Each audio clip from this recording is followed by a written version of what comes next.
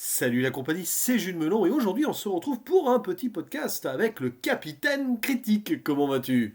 Hola camarade, bien et toi? Ma foi, fort bien, et on va poursuivre nos rétrospectives de vieilles séries d'animation, hein. On a pris cette habitude depuis, alors pas que d'animation d'ailleurs, hein, mais entre autres d'animation, et celle-ci également de Disney, comme Gravity Falls il y a quelque temps, mais plus ancienne, sortie dans les années 90 et diffusée entre 1994 et 1997, le fameux Gargoyles, les anges de la nuit, c'est le titre français, voilà.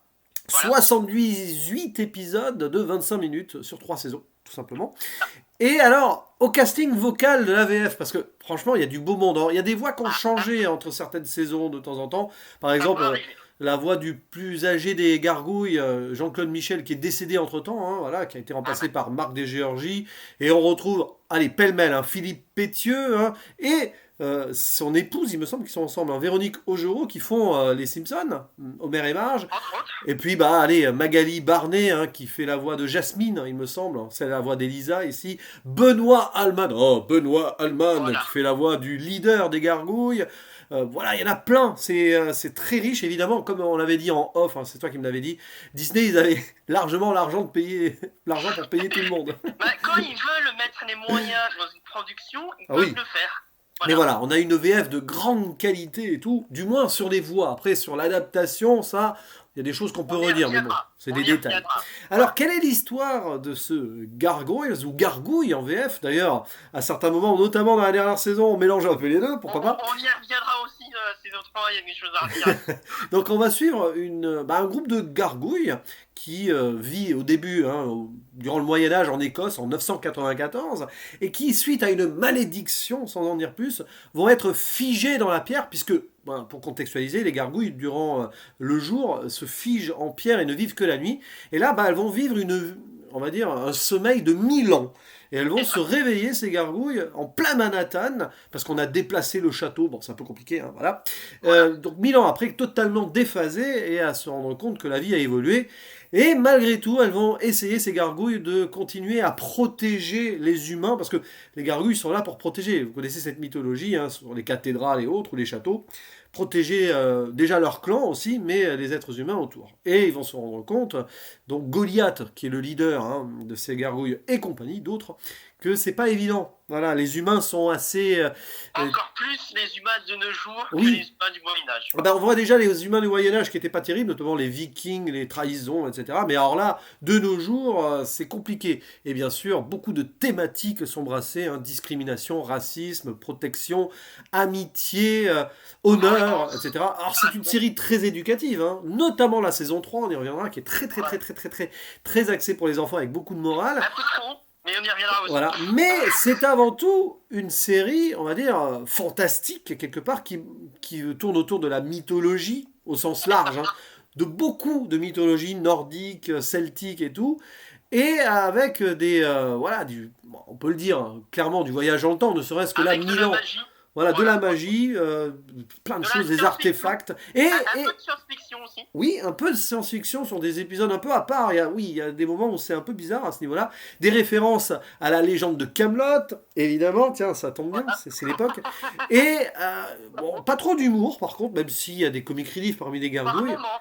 Mais ça aussi, on reviendra sur la gestion de l'humour dans cette série aussi. Et puis bien sûr, l'acceptation, l'amitié entre les humains et les gargouilles potentiellement, La etc. etc. tragédie.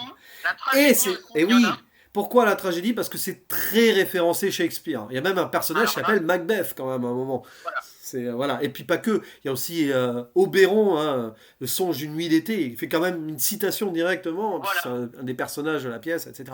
Donc beaucoup, beaucoup, beaucoup, beaucoup de choses. C'est une série très riche et qui a marqué Très les années grandiose, 90 et qui est d'ailleurs. sortie à peu près à la même époque que la série animée Batman. Et je pense que Voilà. ce n'est pas un hasard. Parce Et que, la légende veut que cette série-là ait été faite justement pour concurrencer Batman. bah, Pour une fois que Disney oui. voulait concurrencer Warner et pas l'inverse, ça change un Bah, petit peu. il faut dire que Manhattan, New York, c'est un peu Gotham City par moment quand même, hein, Mais voilà. en même temps, Gotham, si je ne dis pas de bêtises, Oui, Gotham s'inspire de New York. oui, New York, un peu Chicago aussi, oui, beaucoup, voilà, beaucoup de ces villes nocturnes américaines où il se passe des choses dans le crime. Mais du coup, revenons à cette série Gargoyles. Qu'en as-tu pensé? Alors toi, c'est toi qui me l'as fait découvrir, tu l'as revue même pour l'occasion. C'est Quel ça. est ton lien personnel avec cette série? Alors, à titre personnel, c'est ma série Disney préférée. D'accord. Voilà. Pour Mais, moi, même devant Gravity Falls. même devant Gravity Falls, pour moi, c'est ce que Disney a réussi à faire de plus épique, dramatique et iconique de toutes ces dernières années. En la revoyant, il y a des défauts. Oui. Malheureusement, la série n'est pas parfaite. Et quand je l'ai revue justement avec le regard un peu plus adulte que je ne l'étais la première fois que je l'ai vue, oui, je peux pas dire qu'elle est parfaite. Mais les qualités de cette série sont telles que j'accepte davantage les défauts parce que lorsqu'elle se lance dans justement la qualité, elle le fait tellement bien que j'accepte les petits défauts ici et là, et notamment la saison 3. Et toi alors? D'accord, alors, petite précision, pour celles et ceux qui ne connaissaient pas cette série, elle est disponible évidemment sur Disney+. Alors, en ce qui me concerne, c'est une série mais bougrement passionnante à suivre, avec énormément de richesse. Ça part parfois ça part trop dans tous les sens, clairement, mais t'as à peu près toutes les mythologies qui sont brassées, voilà, les humains, les gargouilles et tout. Puis il y a des personnages vraiment bien écrits, mais on y reviendra plus en détail, notamment dans la zone spoiler. Et franchement, c'est une belle série, malgré le fait que... Alors, le paradoxe ultime de cette série, c'est qu'elle est à la fois trop longue et inaboutie sur certains points. Et c'est un peu des problèmes aussi, on est d'accord. Surtout cette fameuse saison 3 qui aura fait couler beaucoup d'encre depuis sa sortie et qui a un peu divisé les fans, on va dire. Voilà, mais pourquoi trop longue? Parce qu'il y a beaucoup d'épisodes stand-alone où il se passe un truc, voilà. C'est un petit Surtout peu... dans la saison 2. Voilà, la saison 2, c'est 3/4 d'épisodes, oui, qui se suivent pas vraiment. Bon, à la rigueur, c'est un peu le procédé à la X-Files, voilà, où il y a la thématique principale, et puis il y a des épisodes dits les monstres de la semaine, etc. Là, c'est voilà, les petits enjeux à chaque épisode, un petit peu qui peuvent être réglés, notamment tout ce qui est policier, justice, etc. dans Manhattan, et même parfois dans les flashbacks, on va dire, moyenâgeux. Quoique là, c'est quand même plus lié à l'intrigue principale. Du coup... Il y a quand même des épisodes qui se suivent, voilà, partie 1, partie 2, partie 3, qu'il faut voir à la suite, mais on va dire une bonne moitié des épisodes de la série, on peut les voir dans le sens qu'on veut. Voilà. Et à noter aussi que les premiers épisodes, ils mettent quand même 5 épisodes pour introduire l'histoire. Assez rare pour une série qu'il faille 5 épisodes pour vraiment installer une histoire, tant le background est riche et que les personnages sont vraiment, on va dire, intéressants et ont une histoire à part. Et c'est peut-être aussi, comme tu dis, je pense aussi le problème, je pense que cette série était victime de son ambition et que Disney, à un moment donné, avait peur, on va dire, de ce qu'ils étaient en train de faire en mode bon, les gars, souvenez-vous, on fait quand même une série pour enfants, vu qu'elle est classée sur Disney+, pour les 6 ans et plus. Et il y a quand même certaines choses, quand tu vois ça, tu te dis, 6 ans quand même, faut s'accrocher pour les 6 ans.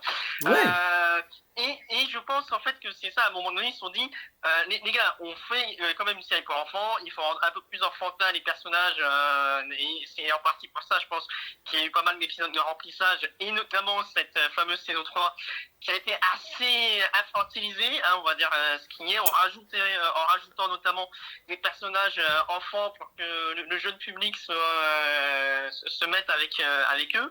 Alors que moi, je me souviens quand j'étais jeune, ces personnages-là m'insupportaient. Moi, ce que je voulais voir, c'était les personnages adultes qui affrontaient des épreuves d'adultes. Pas des enfants qui fassent mieux que les adultes. Après, l'intérêt. C'est intéressant ce que tu dis, parce que si vous voulez découvrir la série, donnez-lui sa chance, même si vous voulez pas vous impliquer à fond parce que vous manquez de temps et tout. Donnez-lui sa chance avec les 5 premiers épisodes qui fonctionnent comme un petit film, voilà, et qui permet d'installer une intrigue et de voir après si ça vous botte ou pas. Et même en soi, la première saison, elle fait une dizaine d'épisodes à peine. Oui, voilà, la première saison, elle se suit et tout, puis après la deuxième, elle se complexifie dans toutes les légendes, etc., et puis des ennemis et tout. Bah justement, tiens, on va un petit peu développer avant la zone spoiler quelques personnages. Donc on a notre leader des gargouilles qui s'appelle Goliath, qui est le seul de son clan à avoir un nom. Au début en tout cas. Voilà, au début parce qu'il a été nommé par les humains. Les gargouilles entre elles visiblement ne se nomment pas. Du moins celle de ce clan écossais, parce qu'après il y a d'autres gargouilles sans spoiler qui ont visiblement des noms, mais peut-être qu'elles aussi elles ont été nommées par les humains, on ne sait pas. Donc ça c'est déjà intéressant, il fonctionne comme un clan unique en symbiose, quoi, voilà. Et à noter que justement un des antagonistes principaux s'appelle David. Oui, ben on va en parler. Goliath contre David, évidemment, c'est tellement référencé dans tous les genres de mythologie. Cette série, True Story, voilà, je vais parler en anglais, histoire vraie, cette série m'a donné envie de m'intéresser à lire du Shakespeare. Ah ben oui, oui, oui, clairement, Voilà, c'est une c'est porte ça. d'entrée, hein, c'est une porte d'entrée.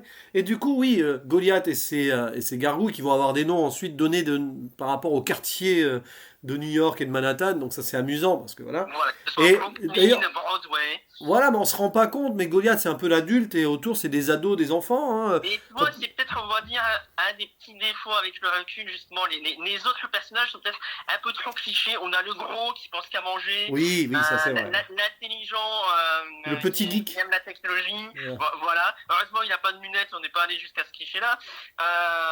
Mais on a quelques petits clichés. Mais malgré tout, ils arrivent quand même à avoir une certaine personnalité au-delà de ces clichés, notamment le fameux personnage du gros, qui pour moi a un des épisodes que je mettrais, on va dire, facilement dans mon top 10 des épisodes, Oui. notamment sur le port d'armes.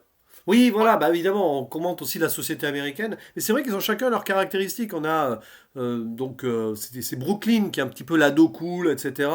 T'as Broadway qui bouffe tout le temps.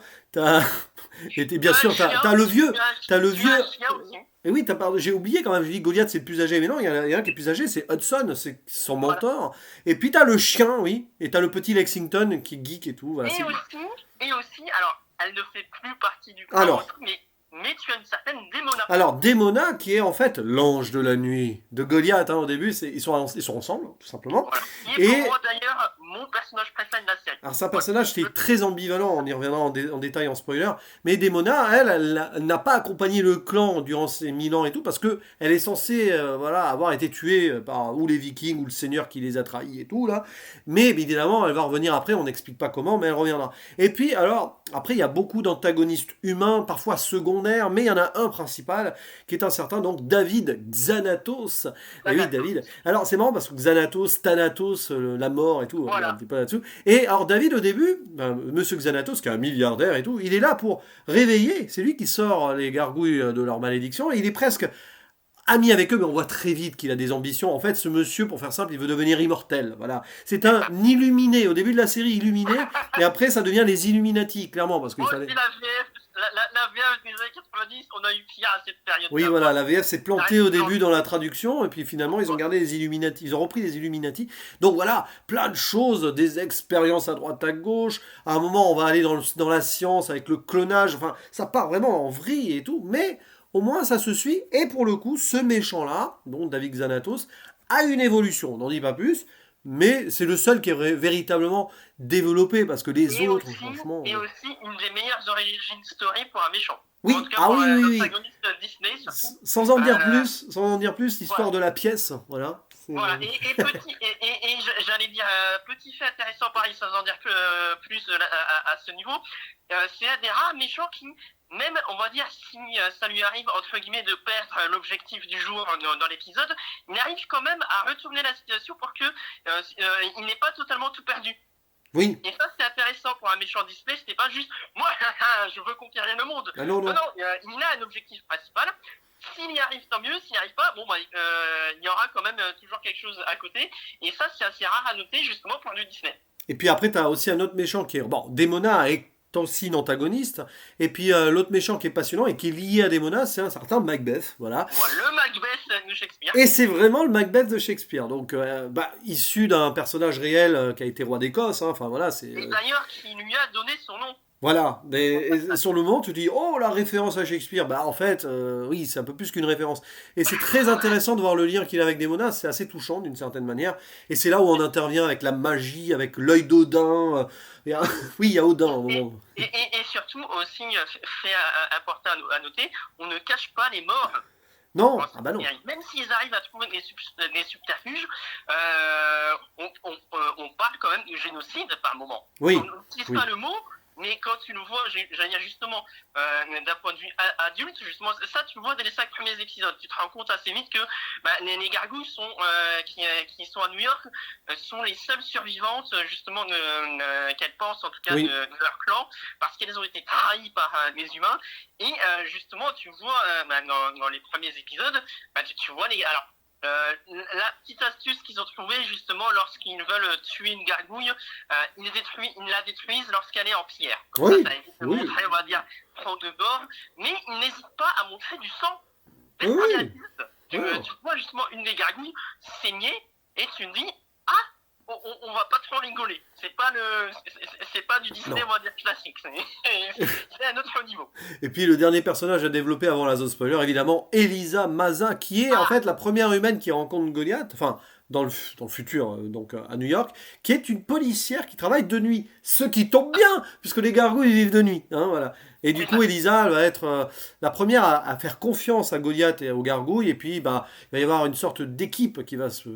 Déjà contre le crime local, parce que les gargouilles deviennent protecteurs de New York, et puis après, l'histoire de leurs origines, etc., ça va partir un peu en...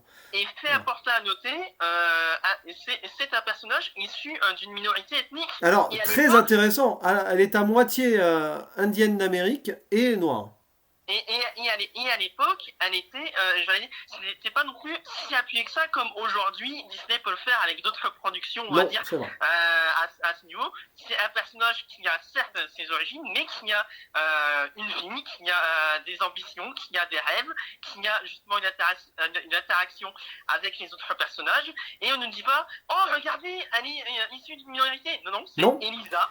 Voilà, elle a un frère, elle a une sœur, elle a une famille, elle a des relations justement avec les autres personnages, elle a une vie autour des en dehors des personnages, et c'est ça aussi qui est bien avec cette série, c'est que on n'a pas l'impression que la série commence lorsque l'épisode commence. Non, puis t'as un développement, oui, son frère il a une importance dans l'histoire, etc. Donc on essaye quand même de l'approfondir. Les personnages principaux sont approfondis pour la plupart, mais du coup maintenant je pense qu'on va être obligé d'y aller, hein, clairement. Dans cette... oui, alors, on va avoir des choses à dire, attention, hein, parce que là, bon, on va essayer de faire simple quand même, on va pas faire non plus 1 heure de podcast. Spoiler! Ouh là là! Alors déjà, bon, premièrement, dans le passé, tout ça, là, quand même, bon, trahison des humains et tout, oui, Goliath et son clan sont censés être les seuls survivants. Demona est censée être morte, mais en fait, elle n'est pas morte. Et c'est ça que j'ai bien aimé, c'est que Demona, à la base, elle ne voulait pas tuer son clan. Elle voulait justement juste que les humains s'en aillent pour que elle et son clan restent dans le château. Sauf que elle et le capitaine de la garde ont été trahis par plus fort qu'eux. Et c'est ça, on va dire, une des forces de cette série, c'est que les personnages, on va dire, ne perdent pas parce qu'ils sont mauvais ou qu'ils font une action bête, mais parce qu'il y a des personnages encore plus intelligents et machiavéliques que ces personnages. Et ce qui est terrible pour Demona, c'est qu'à la fois elle a cette haine des humains qu'on comprend, mais elle a aussi une part de culpabilité, donc ça fait son ambivalence. Et puis bien sûr, Goliath, ça reste l'amour de sa vie, donc quand elle le retrouve, c'est compliqué. Et ce lien qu'elle a avec Macbeth, alors pour faire simple, ils ont été unis dans leur destin par les sœurs du destin, justement, qui apparaissent aussi dans une pièce, la pièce Macbeth de Shakespeare. Et d'ailleurs, les sœurs du destin qui sont toutes doublées par Céline Monsara, qui est la voix française de Julia Roberts. C'est assez amusant, parce que oui, c'est vraiment des sœurs qui ont la même voix, quoi. Et du coup, voilà, en gros, pour faire simple, Macbeth et Demona ne peuvent mourir que si l'autre meurt. Donc, c'est la malédiction de l'immortalité, quelque part, et Macbeth, lui, n'en veut pas de cette immortalité, ce qui est quand même amusant, parce qu'en face, t'as Xanatos qui la veut. Et c'est celui qui la veut qui l'a pas, et celui qui la veut pas qui l'a. Donc, voilà. Et il y a plein de choses, et c'est là qu'on se retrouve avec la magie, les artefacts, même le voyage dans le temps, parce que Goliath, oui, voyage à la fois dans le passé, mais aussi dans le futur. À un moment, on voit le futur. Voilà. Et d'ailleurs, justement, petite parenthèse pour le voyage dans le temps, tu vois, pour moi, on a ici une des meilleures utilisations du voyage dans le temps qui m'a été donné de voir, toutes fictions confondues, notamment avec le personnage de Xanatos et de son origine, de sa fortune. Et oui, parce qu'il fait sa fortune grâce à une pièce qui n'a pas forcément beaucoup de valeur à l'époque où il descend dans le Moyen-Âge, pour faire simple. Voilà. Et il la garde, et c'est ça. Et non, il ne la garde pas. Il se l'envoie à lui-même. Grâce aux Illuminati, justement, de se l'envoyer à lui-même. Oui. Et là où au début on pensait que c'était un inconnu qui avait donné sa pièce et qui avait pu se faire son argent, on se rend compte qu'en fait que non, c'est lui-même qui s'est envoyé sa pièce et qui s'est donné les instructions par la suite, ce faisant, bouclant la boucle et on va dire entre guillemets évitant plus ou moins les paradoxes temporels à ce niveau-là, et le fait que ce soit de la magie, ça évite, on va dire, de se dire ah oui mais c'est grâce à cette technologie-là scientifique. Non, C'est Magie, ok. c'est marrant parce que c'est un petit peu une inspiration peut-être pour Christopher Nolan dans Tenet, où le gars se Ah, fait sa fortune aussi. peut-être. Peut-être aussi. Mais et d'ailleurs, pareil, autre point de vue intéressant aussi sur le voyage dans le temps, dans cet épisode, tu vois justement la démona, entre guillemets, du futur qui essaie de convaincre la démona du passé que Et oui. Goliath est devenu, entre guillemets, euh, méchant, si on peut dire, mais la démona du passé ne croit pas sa version future. Et oui, parce que Goliath étant devenu allié des humains, il devient un ennemi de Démona par défaut.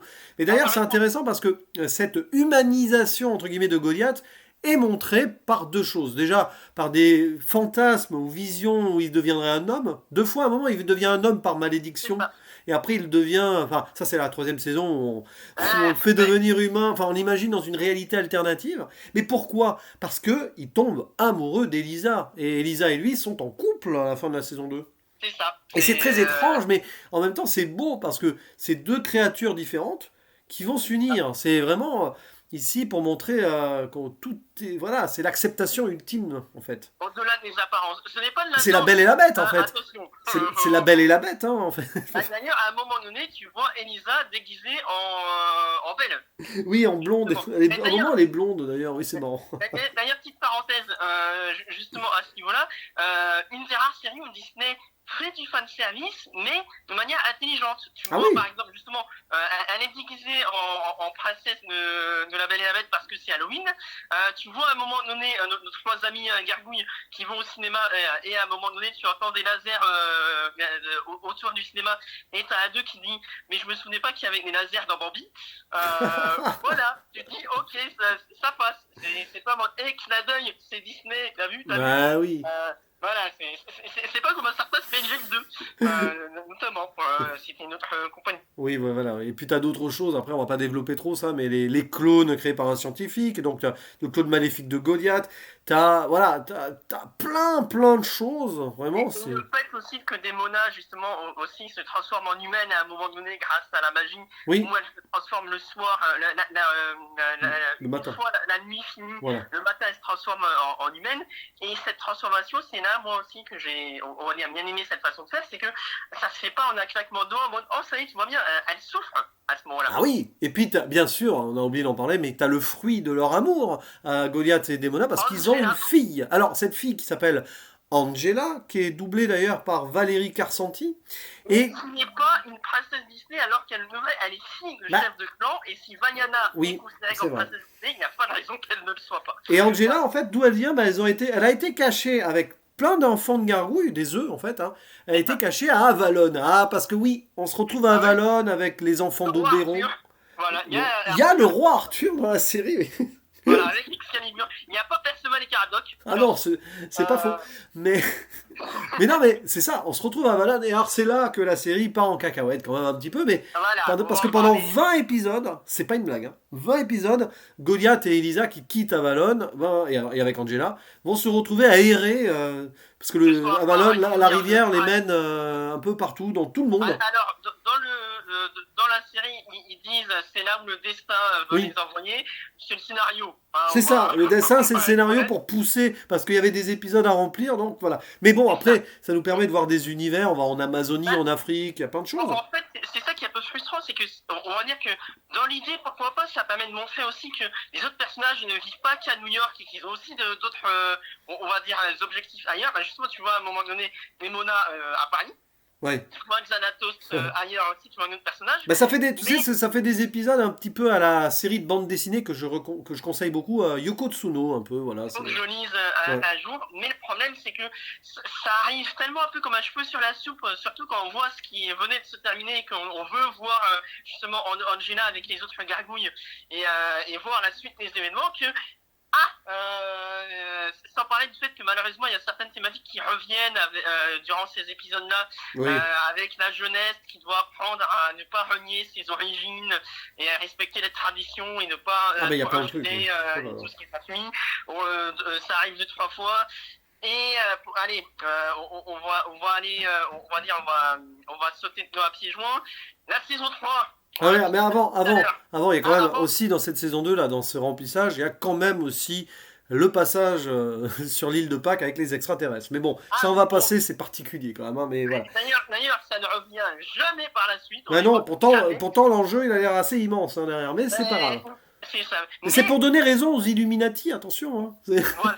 C'est ce que... Après, peut-être que les gargouilles, même si elles ne le savent pas, elles sont peut-être d'origine extraterrestre. Oui, mais ça on le Euh, saura jamais. C'est à la fois Malheureusement. dommage et pas dommage en soi. Mais alors du coup, oui. Et d'ailleurs, du coup, juste parenthèse pour finir sur cette saison 2, malgré tout, en soi, j'ai beaucoup aimé aussi le final, justement pour revenir sur Oui, la famille du chasseur et pour montrer que justement la haine et la vengeance peut avoir des conséquences c'est ça. sur Alors plusieurs générations. le chasseur, c'est celui qui a été griffé enfant par des monas au Moyen Âge et qui va transmettre son envie de La tuer des haine, monas et tout à travers les siècles. Ouais, c'est ça.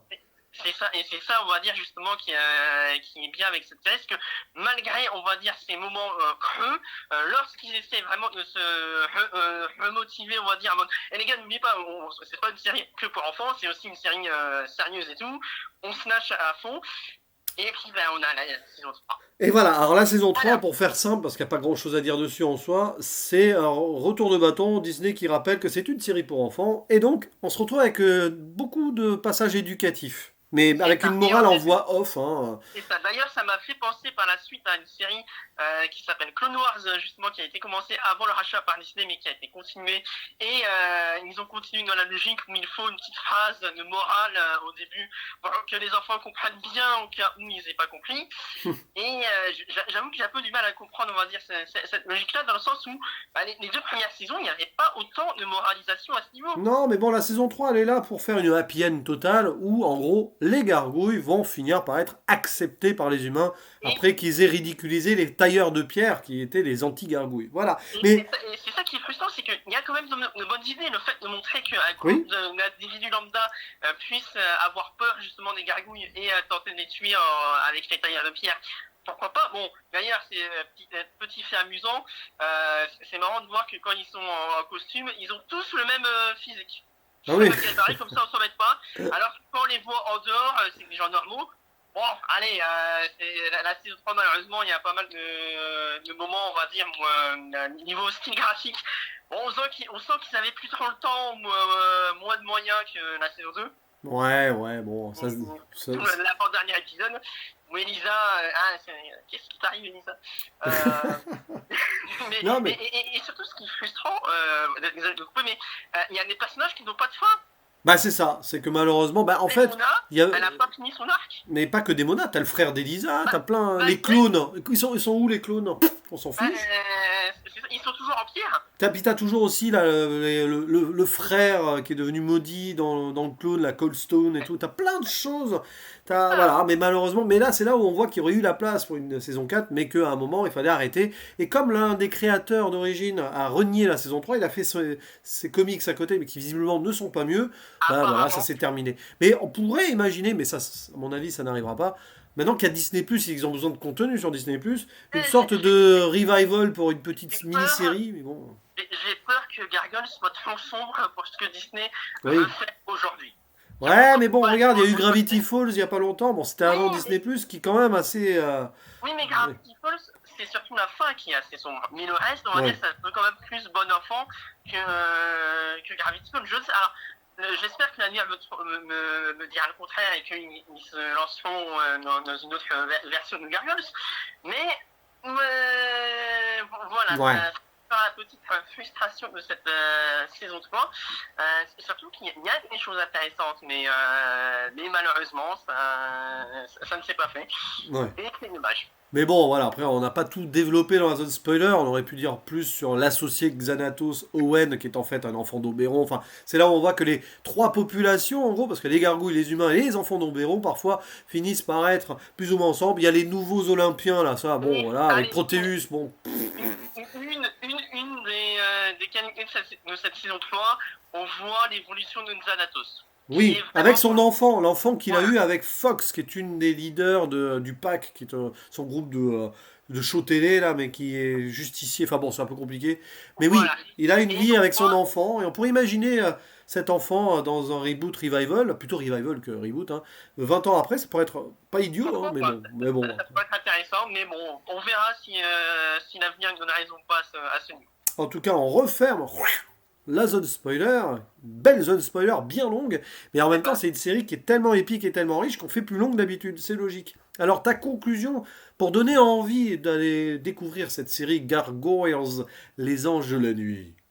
Si vous cherchez une série différente de ce que Disney a pu faire, même par rapport à Gravity Falls ou par rapport aux séries live action que Disney fait actuellement, regardez Gargoyles, parce que même malgré les défauts de cette série, c'est ce que Disney a fait de plus épique et iconique à mes yeux. Voilà, et si vous aimez la série Batman de l'époque, je pense que vous apprécierez l'ambiance. Avec de la magie en plus, si vous aimez les mythologies, voilà, Shakespeare, Le voyage dans le temps. c'est Si vous ça, voulez les savoir, voyages dans le temps, voilà. même si c'est plus subtil que... Mais oui, c'est là quand même. Voilà. Le roi Arthur, tout ça. Si vous aimez tout ça, les fées, les trolls, bon pas les trolls, mais on n'est pas loin. Voilà. On n'est pas loin. Mais voilà, c'est une série mais qui est très très riche, peut-être trop. En fait, elle a été dévorée par sa propre ambition, dévorée par Disney, hein, qui a pu contrôler. Voilà. Je finirai là-dessus et après je pense qu'on donnera notre note finale aussi. Si vous nous suivez depuis un certain temps et si vous voulez savoir justement ce que moi je recherche dans le voyage dans le temps, regardez cette série. Ah voilà, d'accord. Et du coup, ta note, bon, je crois qu'elle va être très haute quand même. Alors, ma note, allez, je vais en donner 3 pour une fois. Ah oui. Je vais tenter de l'expliquer rapidement. Avant de la revoir, cette série, je lui aurais donné 10 sur 10. Oui. Voilà, je préfère être honnête. En la revoyant et en finissant les 2 premières saisons, malheureusement, il y a quelques défauts qui font que je leur donnerai entre guillemets que 9 sur 10. Oui. Mais malheureusement, avec la saison 3, je me vois contraint de mettre à cette série seulement 8 sur 10. D'accord. Moi, c'est très compliqué à noter. Parce qu'il y a des moments extraordinaires, des moments qui sont un petit peu ennuyeux, voilà. Enfin, on va dire de remplissage. Donc, je vais donner une note assez générique, un bon 7 sur 10. Voilà. Ah. En Et fait, par rapport à Gravity Falls, qu'est-ce que tu as préféré en fait, je préfère Gravity Falls tout simplement parce qu'elle est plus, on va dire, complète. Elle est complète et compressée dans le temps avec aucun remplissage. Même si il peut y avoir des petits épisodes en Gravity Falls qui remplissent, mais voilà, on arrive au bout et puis elle est finie au moins. Alors que là, bon, Ouais, mais ça, je te l'accorde. mais voilà, ça reste quand même une belle aventure. C'est vraiment, oui, ça a été une aventure pour moi qui a duré un peu plus d'un mois hein, quand même. Mine de rien. Ça se regarde vite, mais il faut prendre son temps aussi. Et il faut digérer les informations. C'est pas une série, on va dire, qui se regarde en Oula. clignant des yeux. Oui. Il faut vraiment être assez attentif à ce niveau. Peut-être pas forcément pour les tout jeunes. Non, je pense que franchement, 6 ans ça paraît jeune, mais allez, 8-9 ans peut-être, commencer à s'intéresser. Je pense qu'il faut être un peu plus âgé que pour Gravity Falls, justement pour voir la série. Et c'est peut-être ce qui risque d'être un peu frustrant de voir la qualité par moment diminuer, là où justement Gravity Falls, la qualité va en continu. Oui, et puis je finirai sur un truc. C'est une animation des années 90. Là. Ne vous attendez pas non plus à ce que ça soit extraordinaire, mais c'est bien géré pour l'époque. Hein. Pour du 90, justement, pour peu qu'on soit, on va dire, familier avec le style graphique de Batman, Oui. Vous ne serez pas déçus. Voilà, donc en tout cas, c'était un plaisir d'en parler avec toi hein, de cette série. Plaisir partagé. Et allez la découvrir sur Disney+, hein, elle y restera probablement à vie. J'espère. Bah oui, je vois pas pourquoi il l'enlèverait quand même, ça serait un scandale à ce niveau-là. Mais en tout cas, voilà, c'est la série de l'été, on va dire, la série d'animation de l'été potentielle. Si vous voulez occuper votre mois d'août, là, et c'est fin de vacances, n'hésitez pas. En tout cas, il ne reste plus qu'à faire le mot de la fin. Le traditionnel. À la prochaine. Ciao.